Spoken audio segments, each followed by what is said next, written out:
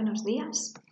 En el vídeo de hoy me gustaría centrarme concretamente en el tema de las diferentes rutas hasta llegar al diagnóstico del autismo. Estoy segura de que las familias que estáis escuchando, si pudiéramos escuchar cada caso individual, las historias serían completamente diferentes, ¿no? Entonces, por un lado, me gustaría explicar cuál sería la ruta ideal para llegar al diagnóstico del autismo, al diagnóstico de TEA, lo más tempranamente posible. ¿Por qué es interesante hacerlo lo más tempranamente posible? Bueno, evidentemente por varias cosas, ¿no? Por varios factores, pero sobre todo porque cuanto más tempranamente actuemos en un cerebro que se está desarrollando y que tiene más plasticidad, más impacto van a tener las medidas que estemos poniendo, ¿no? Para darle un empujón a ese desarrollo, ¿no? Ese desarrollo que tiene ciertas áreas de dificultad. Entonces es súper interesante, súper importante que los diagnósticos se hagan cada vez con más precocidad. Por suerte está siendo así, por lo que comentábamos en el vídeo anterior, porque los profesionales cada vez están más bien preparados, más bien formados y porque los instrumentos de medida cada vez son más precisos. ¿Cuál suele ser el recorrido habitual? El recorrido habitual suele empezar por unos padres preocupados, ¿no? que observan que hay algo en el desarrollo de sus hijos que intuitivamente están viendo que no, parece que no acaba de funcionar bien, ¿no? No nos vamos a centrar en los signos de alarma, me centraré en ellos en otro vídeo, pero ahora es más bien en el recorrido, en dónde empieza a encenderse, ¿no? la luz de alarma de que algo está pasando con nuestro hijo, ¿no? Los padres observan que hay ciertos aspectos en su desarrollo que parece que no están yendo del todo bien, o bien en comparación a otros hijos mayores, o bien en comparación a otros niños conocidos de la misma edad que los nuestros, ¿no? Entonces se enciende esta alarma inicial en los padres y los padres suelen trasladar estas preocupaciones al pediatra. ¿Qué pasa en pediatría? Que con suerte, y por suerte cada vez es más así, el pediatra va a recoger estas preocupaciones, las va a poner encima de la mesa, las va a explorar con detalle y entonces normalmente se suelen pasar un par de pruebas de cribaje ya en pediatría, que es el MCHAT para los niños más pequeñitos, para los niños entre 16 y 30 meses, y después, esta es el MCHAT, y después para niños más grandes es otra prueba diferente. El MCHAT es una prueba, hay unas 19 preguntas muy sencillas que se pasan en consulta a los padres y aquí ya se puede hacer un poco una estimación de por dónde van las cosas, ¿de acuerdo? A los niños mayores se les pasa la otra prueba que es el CAST a partir de los 4 años, es un poquito más larga y se puede pasar en consulta a los padres. Estas dos pruebas las podéis encontrar por internet. Entonces, depende qué puntuaciones den en estas pruebas de cribaje, se ve si este niño hay que observarlo más de cerca y también en casos, ¿no?, en los que vemos que se pasa de una cierta puntuación, los pediatras van a hacer ya derivación a los centros especializados, depende de la edad del niño, si son más pequeñitos a los CDIAPS y si son más grandes al CESMIG, al Centro de Atención Psicológica Infanto-Juvenil, ¿de acuerdo? Entonces ahí en estos centros se van a pasar ya unas pruebas más específicas de las cuales hablaré un poquito más adelante. ¿De acuerdo? Entonces, esta puede ser una ruta. Otra ruta podría ser que los padres observen ciertos aspectos del desarrollo que no les acaban de cuadrar y empiezan a levantarse sospechas y directamente acudan a centros privados de diagnóstico.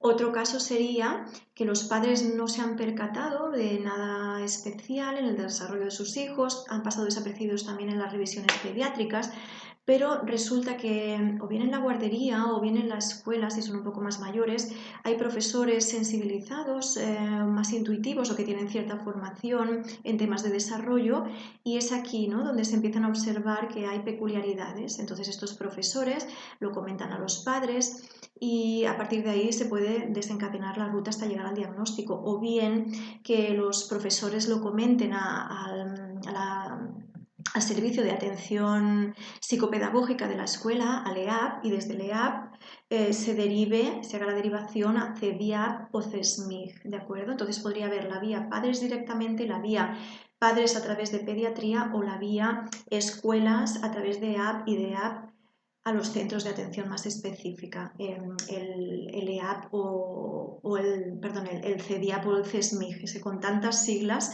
nos tenemos que familiarizar con tantas siglas que, bueno, a veces esto es un poco caótico hasta que las conoces.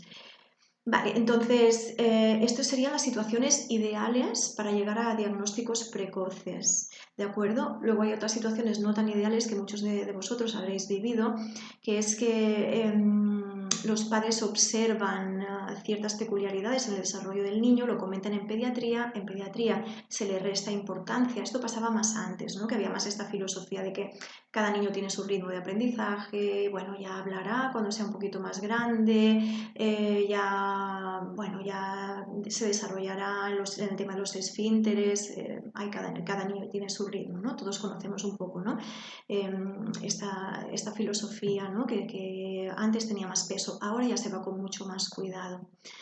Entonces, ¿qué ocurre? Que este niño pues se pierde por el camino, se pierde el diagnóstico y se pierden años muy valiosos en los cuales se podría estar actuando, como decíamos antes, ¿no? Para poder aprovechar esa plasticidad a nivel cerebral y se pierden, ¿no? Y estos niños, pues, que los padres insisten, ¿no? En que ven cosas en sus hijos que no acaban de estar bien y pasan a profesionales, diferentes profesionales, pasan por diferentes diagnósticos.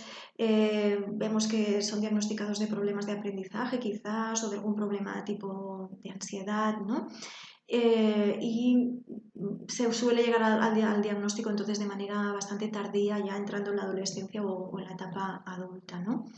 Siempre es bienvenido un diagnóstico correcto, aunque sea de manera tardía, pero claro, evidentemente lo ideal es hacerlo cuanto antes mejor, pero siempre se puede actuar, efectivamente. Pues estas serían las diferentes rutas. Entonces, cuando ya llegamos a los centros especializados, ya sean privados o ya sean de la sanidad pública, ahí se les va a hacer un estudio mucho más preciso, se le van a pasar unas pruebas mucho más precisas para establecer con más seguridad si este niño está o no está dentro del trastorno del espectro autista. Hay varias pruebas, pero las más específicas de TEA son el ADIR y el A2. Posiblemente muchos de vosotros ya las hayáis pasado, vuestros hijos las hayan pasado y ya las conozcáis. El ADIR es una extensísima entrevista con los padres en la cual se va a recopilar muchísima información sobre la historia clínica del niño o niña. Se va a preguntar por diferentes áreas, el área del lenguaje, el área del juego, el área de la conducta, el área de los intereses, el área de los esfínteres. Entonces se va a recopilar muchísima información que van a proporcionar los padres, los principales cuidadores del niño, y este va a ser una primera prueba de cribaje para orientarnos, depende de qué puntuación salga, si va a haber probabilidad de que este niño esté dentro del TEA o esté fuera del diagnóstico de TEA. Se suele pasar también, juntamente con esta entrevista a los padres, una prueba al niño a evaluar, que es el A2, que depende de la edad del niño y depende qué nivel de lenguaje tenga, se va a pasar uno u otro módulo, ¿de acuerdo? Hay diferentes módulos.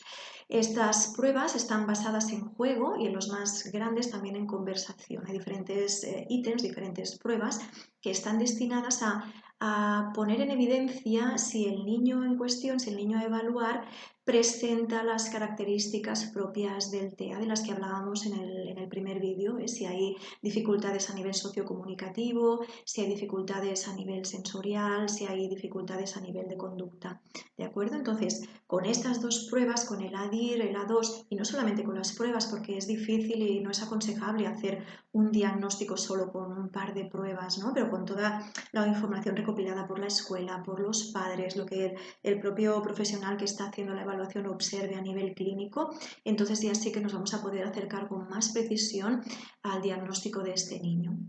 ¿De acuerdo? Y entonces ya a partir del diagnóstico comienza toda otra etapa, comienza otro proceso, ¿no? Que cada familia, cada persona individualmente lo va a llevar de una manera o de otra, y de esto me gustaría hablar concretamente en el próximo vídeo. ¿De acuerdo? Un saludo y hasta pronto.